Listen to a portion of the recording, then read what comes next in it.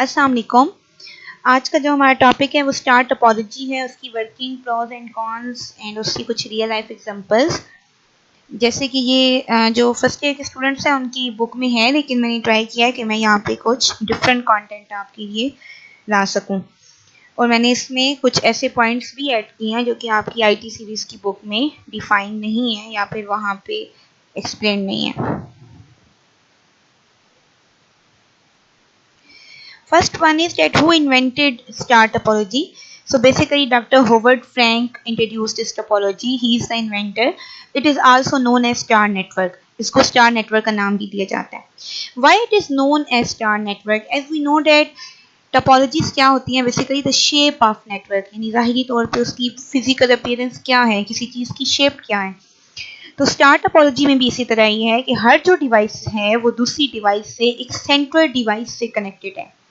दरमियान में एक सेंट्रल डिवाइस है और आसपास तमाम डिवाइसेस हैं. ये बिल्कुल क्लाइंट सर्वर मॉडल की तरह है, जिसमें दरमियान में एक सर्वर होता है और बाकी सब पीसीस क्लाइंट होते हैं और वो उससे रिक्वेस्ट करते हैं और सर्वर उनकी रिक्वेस्ट फुलफिल करती है. यहाँ पे भी एक सेंट्रल डिवाइस है जिसको सेंट्रल हब का नाम दिया जाता है. Basically mean it can be a hub, it can be a repeater, router, bridge. Central device में vary, but it is commonly known as central hub.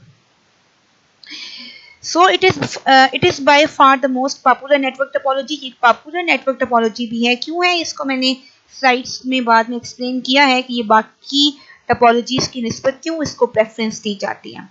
और इसकी शक्ल क्योंकि स्टार शेप्ड है, डेफिनेटली इसलिए स्टार शेप टोपोलॉजी कहलाती है, क्योंकि जब इसको सेट किया जाता है तो वो एक स्टार बनता है.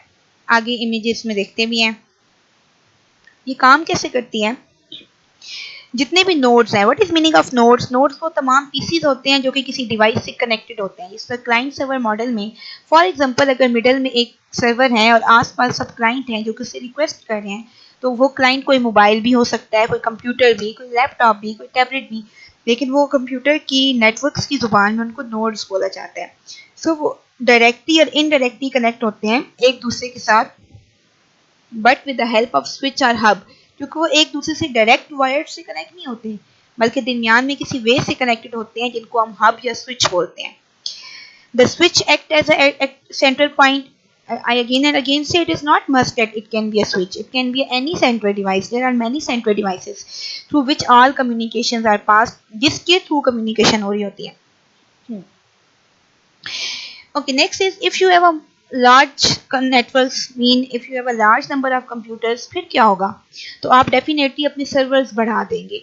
यानी फॉर एग्जांपल अगर आपके पास पहले एक सर्वर है और वो एक सर्वर आपके 10 कंप्यूटर्स को सर्व कर रहा है, अगर नंबर ऑफ कंप्यूटर्स 12 हो जाते हैं तो सर्वर की स्पीड स्लो हो जाएगी, या नंबर ऑफ कंप्यूटर्स 20 हो जाते हैं तो और स्लो हो जाएगी. सो डेफिनेटली आप क्या करेंगे, आप यहाँ पे नंबर ऑफ सर्वर्स को बढ़ा देते हैं. सो यहाँ पे इसी तरह होता है कि सब सर्वर्स बढ़ जाते हैं, यानी एक सर्वर है उसके साथ 10 कंप्यूटर हैं, दूसरा सर्वर है उसके साथ भी 10 कंप्यूटर हैं. तो जो बाकी आपके पास आप कह सकते हैं कि जो जितने भी सर्वर हैं वो सब फिर आपस में कनेक्टेड हो जाते हैं. तो इसी तरह ये क्लाइंट सर्वर मॉडल बनाता है. However, peer to peer, what is meaning of peer to peer, जहाँ पे कोई सर्वर नहीं होता, जहाँ पे सारे पीसीज की अपना इख्तियार होते हैं, तो वो भी स्टार टोपोलॉजी हो सकती है. अब आपका क्वेश्चन होना चाहिए कि अगर peer to peer star topology हो सकती है तो फिर वहाँ पे कोई कंट्रोलिंग पॉइंट तो नहीं होगा. But they is mention even though no single computer control the network, all communication still pass to the central device. जैसे कि हमें पता है कि पीयर टू पीयर में कोई भी सेंटर पॉइंट नहीं होता या कोई भी कंट्रोल नेटवर्क को नहीं कर रहा होता. तो यहाँ भी कोई नेटवर्क को कंट्रोल नहीं कर रहा, लेकिन स्टिल उसको सेंट्रल डिवाइस से गुजरना है. यानी अगर आप इसको पीयर टू पीयर बनाना भी चाहें तो ये कंप्लीट पीयर टू पीयर नहीं बन सकता. ये हर हाल में क्लाइंट सर्वर में ही फिट आउट आता है. ये आपके पास एक एग्जांपल है, आप देख सकते हैं इसमें सेंट्रल डिवाइस में हब और स्विच लगा हुआ है. ये आसपास सारे नोड्स हैं. What is meaning of nodes, यानी एनी पीसी, प्रिंटर कोई पीसी, कोई वर्क स्टेशन से बात होते हैं हमारी जो ऑफिस में पड़े हुए लैपटॉप, पीसी, मोबाइल, टैबलेट्स या वो हैं. Look at his server also. Mean if you have a more than one server, maybe this server is connected to this server, because in this model here is that server, but this server is one another server. ये एक और server है जो कि इस server से connected है. सो may be बहुत सारे सर्वर्स आपस में कनेक्टेड हो, मे बी एक सर्वर के क्लाइंट से कनेक्टेड हो और वो सर्वर फिर फर्दर आगे किसी सर्वर से कनेक्टेड हो. दैट्स हाउ ये मिलके अपने नेटवर्क को बहुत ज़्यादा एक्सटेंड करता है, जो कि कॉमनली बस टोपोलॉजी नहीं कर सकती. Center devices can be a hub, switch or router. Now we will look what is hub, what is switch and what is router. Hub is basically physically layer networking device which is used to connect multiple. What is meaning of multiple devices? Mean आपके पास कुछ network ऐसे होते हैं जो कि सिर्फ same devices को जोड़ते हैं, यानी जिनके अंदर ये क्वालिटी होती है क्योंकि हर डिवाइस के कुछ प्रोटोकॉल्स होते हैं, सेट ऑफ रूल्स होते हैं. सो वो सिर्फ उन डिवाइसेस को जोड़ते हैं जिनकी सेट ऑफ रूल सेम होते हैं, यानी वो उनको नहीं जोड़ते जिनके सेट ऑफ रूल डिफरेंट होते हैं. लेकिन यहाँ पे आपके पास क्या है, हब जो है उसके अंदर ये क्वालिटी है कि अगर कुछ डिवाइसेस डिफरेंट प्रोटोकॉल पे काम कर रही हैं वो तब भी उनको जोड़ सकता है. They are generally use to connect computer in LAN. LAN mean local area network. Mean ये बहुत ज़्यादा वाइड नहीं है लेकिन ये लोकल एरिया नेटवर्क पे बहुत अच्छा है. Hub has many ports. Ports mean points, जगह जहाँ पे आप डेटा को, जहाँ पे आप लीड्स लगाते हैं, like your charging port, your headphone port. A computer which intend to be connected to a network is plugged into one of these port. यानी अगर आप उसको वायर्ड है, वो तारों से आप जोड़ रहे हैं, तो आपकी जो तारें हैं वो उस पोर्ट के जरिए उस हब से जोड़ दी जाती हैं. यानी हब है, हब के साथ वो पीसी की तमाम तारें जोड़ दी जाएंगी. When a frame arrives at a port, यानी जब फ्रेम मीन वो डेटा जो कि आप भेज रहे हो, जब वो पोर्ट पे पहुंचेगा, it is broadcast to every port. Broadcast मतलब होता है नशर कर देना.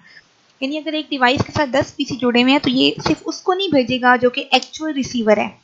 फॉर एग्जाम्पल स्टैंडर्ड नंबर 1 या स्टैंडर्ड नंबर 4 को भेजना है तो होना तो ये चाहिए कि 1 भेजे और 4 रिसीव करे, लेकिन ऐसा नहीं होता.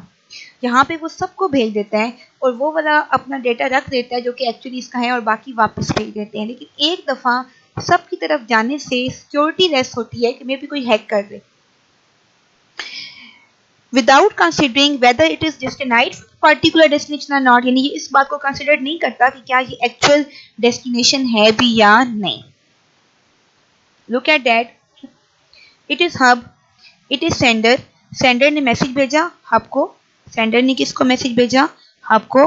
अब आगे देखिए कि जो हब है उसने इधर भी भेजा, इधर भी भेजा, इधर भी भेजा, इधर भी भेजा. आर दो रिसीवर सिर्फ ये पीसी था और ये पीसी था. यानी रिसीवर सिर्फ ये दो पीसीस थे. एक इस साइड वाला जिसके नीचे ये देखिए रिसीवर का बना हुआ है, ये वाला और ये वाला. रिसीवर सिर्फ ये थे, लेकिन एरो सबकी तरफ जाने इंडिकेट इस बात का करता है कि हब सबको डेटा भेज रहा है. ठीक है. So what is switch? Switch is जो है वो बेसिकली कनेक्ट करता है डिवाइसेस को, लेकिन वो पैकेट स्विचिंग करता है.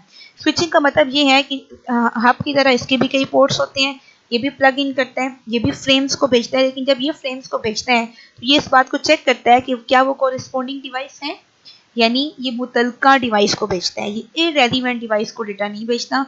ये यूनिकास्ट मतलब एक्चुअली जिसका है उसी को जाए, और मल्टीकास्ट मतलब कि फॉर एग्जांपल जैसे कभी आपने प्रीवियस में देखा कि रिसीवर एक से ज़्यादा थे, यानी आप सेम मैसेज 3 लोगों को भेजना चाहते हैं, तो ये मल्टीकास्ट को भी सपोर्ट करता है. पिछले में तो क्या होगा कि वो सबको जाएगा, अगर जितनों का मैसेज है वो रख देंगे, बाकी इग्नोर कर देंगे. इसमें तो क्योंकि एक के पास ही जा रहा है, लेकिन अगर आप चाहें तो आप एक से ज़्यादा को भी भेज सकते हैं. आप खुद टिक आउट कर दें कि इन तमाम को मैसेजेस जाए. 3 टाइप्स होती हैं. यूनिकास्ट एक को भेजना, मल्टीकास्ट मतलब 2 या 2 से ज़्यादा को भेजना, और ब्रॉडकास्ट मतलब सबको भेजना. राउटर भी एक पीछे डिवाइस सीखी हुई थी सेंट्रल. सो राउटर क्या होती है? ये राउटिंग टेबल पे काम करती है. पहली तो बात है कि ये आईपी एड्रेस की मदद से भेजती है, यानी ये हर पीसी का आईपी एड्रेस देखेगी, जो अप्रोप्रिएट रिसीवर का एड्रेस होगा उसको डेटा चला जाएगा. राउटर जो है वो बेसिकली क्या करता है, वो लैन और वैन दोनों में इस्तेमाल होता है, लेकिन ये राउटिंग टेबल पे काम करता है. राउटिंग टेबल एक बहुत ही कंप्लीट स्ट्रेटजी है जिसके थ्रू वो राउटिंग का प्रोसीजर करता है और चेक करता है कि एक्चुअल रिसीवर कौन है, और फिर उस टेबल की बेसिस पे डिसीजन लेता है. ये राउटिंग टेबल राउटर के अंदर ऑलरेडी मौजूद होता है. इस पर कुछ एल्गोरिथम रखते हैं जिसकी बेस पे राउटिंग होता है, और फिर वो डेस्टिनेशन देखता है कि which one will be the best path to choose the data. ये बेसिकली एप्रोप्रिएट रिसीवर से भी ज़्यादा ये इस बात को देखता है कि पाथ क्या हो, यानी शॉर्टेस्ट पाथ में डेटा भेजने के लिए राउटर का इस्तेमाल ज़्यादा अच्छा होता है. So which one is better, hub or switch? Definitely switch is better, because एक तो उसकी खूबी ये है कि स्विच जो है उसको इंटेलिजेंट हब भी कहा जाता है, क्योंकि ये डेटा को सबको ब्रॉडकास्ट नहीं करता, ये सिर्फ एक पॉइंट पे करता है, जिसकी वजह से डेटा की रिलायबिलिटी ज़्यादा होती है कि वो एक्यूरेट जगह पे जाएगा. और सेकेंडली इसमें कोलिजन नहीं होती, क्योंकि जब आप सबको डेटा भेज रहे होते हैं तो हब के अंदर हब जो है वो कहीं ना कहीं कोलाइड कर जाता है, यानी मे भी एक वक्त में बहुत सारी चीज़ों को भेजने से कोई वापस रिसीवर भी कोई चीज़ भेज रहा हो तो कोलिजन का खतरा होता है, लेकिन स्विच जो है वो कोलिजन नहीं करने देता। स्विच के अंदर ये भी कैपेबिलिटी होती है कि वो एज पॉसिबल एज कोलिजन को अवॉइड करता है। कोलिजन मीन डेटा का टकरा जाना, जिससे डेटा लॉस हो जाता है। तमाम टोपोलॉजीज में से हम स्टार टोपोलॉजी को बेस्ट वन कहते हैं, और उसकी रीज़न ये होती है कि एक तो ये नेचर में सेंट्रलाइज है। सेंट्रलाइज मीन इसको कंट्रोल करने के लिए कोई एक बंदा है, और हर उस सिस्टम को अच्छा समझा जाता है जिसको कंट्रोल करने के लिए कोई ना कोई मौजूद हो। Making it user friendly, user friendly का मतलब होता है जिसको मैनेज करना आसान हो, जिस पे काम करना आसान हो, तो इस पे मैनेज काम करना आसान है। रिलायबल मीन ट्रस्टवर्दी, अभी हम पीछे देख चुके हैं, स्विच की वजह से ज़्यादा ट्रस्टवर्दी हो जाता है, और इसको मैनेज करना भी आसान है। मतलब आप जब चाहें किसी पीसी को उतार लें और जब चाहें किसी पीसी को लगा लें, कोई इशू नहीं होता। इसी को हम स्केलेबिलिटी कहते हैं। स्केलेबिलिटी का मतलब होता है जब चाहे नेटवर्क को एक्सपेंड कर लें, जब चाहे नेटवर्क को छोटा कर लें। नेटवर्क को एक्सपेंड करने से या छोटा करने से नेटवर्क डिस्टर्ब नहीं होता। एडवांटेजेस आपके पास क्या हैं? हाई रिलायबिलिटी, रिलायबिलिटी का मतलब होता है trustworthy, consistency and accuracy, data का ठीक जाना और डेटा का हमेशा ठीक जाना। एक जो नोड है उसके ख़राब होने से ओवरऑल नेटवर्क ख़राब नहीं होता, यानी अगर एक पीसी ख़राब हो भी जाए तो आप उसको उतार दें, मेन काम तो हब के। यूज़र अप्रोचेबल ज़्यादा है, यानी जब आप किसी एडिशन करते हैं या रिमूव करते हैं तो वो रेस्ट ऑफ नेटवर्क को डिस्टर्ब नहीं करता, तो ये यूज़र्स के लिए इस्तेमाल करना आसान है, इससे यूज़र्स इसको प्रेफर करते हैं। एक्सटेंडेड टोपोलॉजी, जब चाहे इसको एक्सटेंड कर लें, यानी चाहे सर्वर नया लगा लें, यानी एक और नेटवर्क बना लें जिस पे सर्वर हो और चंद पीसी हों और उसका सर्वर इसके साथ जोड़ दें, आप कुछ भी कर सकते हैं। इसको एक्सटेंड करना आसान है और इसको एक्सटेंड करने में ये सेफेस्ट भी है, यानी ख़राबी भी नहीं होती। डिसएडवांटेजेस क्या हैं कि इस बस की निस्बत केबल ज़्यादा चाहिए, क्योंकि जब जब आप किसी पीसी को टोपोलॉजी के साथ जोड़ते हैं तब तब आपको तार की ज़रूरत होती है।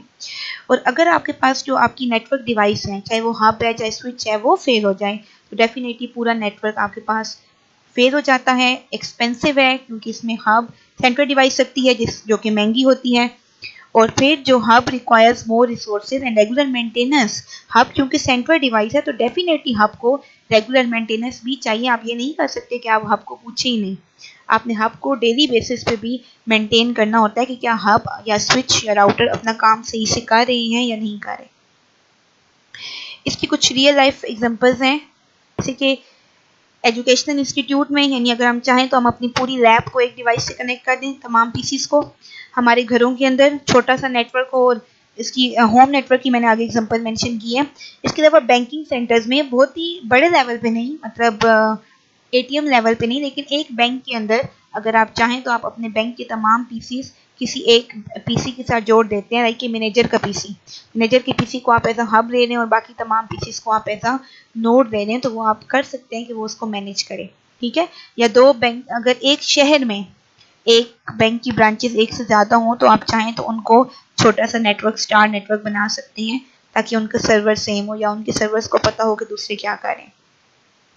स्पेशली अगर कोई ऐसा रोल हो बैंक के अंदर जो कोई सिंगल बंदा ना कर सकता हो, यानी वो किसी की अथॉरिटी से ही होता हो, तो वहाँ पे भी उसको आप सर्वर कर दें, वो एक सेंट्रल डिवाइस के तौर पे हो, यानी वो तब तक दूसरे पीसी को मैसेज ना जाए जब तक उसको एडमिन अप्रूव ना करे, तो ये भी स्टार टोपोलॉजी के अंदर हो सकता है। Is wifi wireless Fidelity can be a star topology? Yes, it can be अ। आपके जो फ़ोन, टैबलेट्स और प्रिंटर हैं जो कि आपके घर में लगी हुई वाईफाई से कनेक्टेड हैं, वो सारे नोड्स हैं, और आपकी वाईफाई की डिवाइस क्या है? सर्वर है। So it can be a example of star topology. I hope it will be clear to you. If you have any question, you can ask me in comments.